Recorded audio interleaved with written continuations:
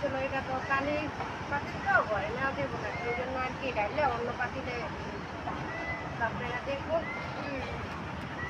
বিসমিল্লাহির রহমানির রহিম।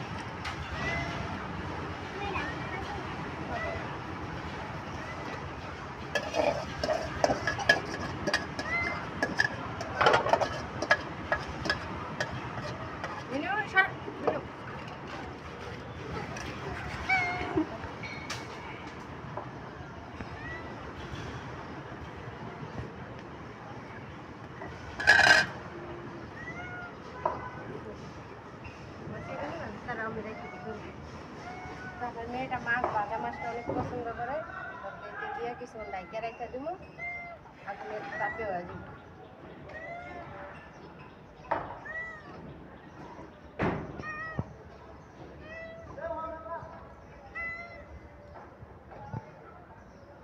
অবশেষে আমার লাকি চুলা রান্না শুরু হয়ে গেল। শেষ রান্না বান্না।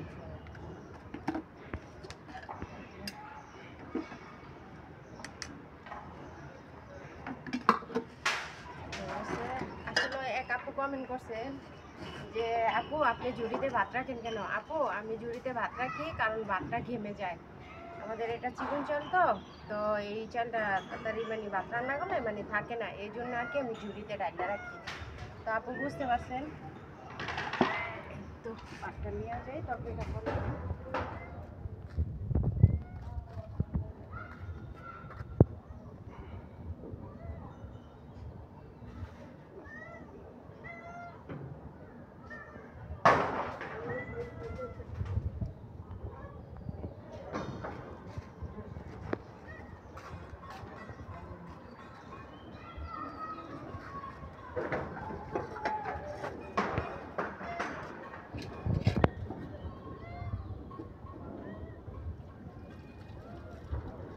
আমাদের মিনু আর আমার মেয়ে ভাজা মাছ পেলেই মনে করেন ওরা ভাজা মাছের অনেক পাবে, জান পাই এখন খাওয়ার জন্য।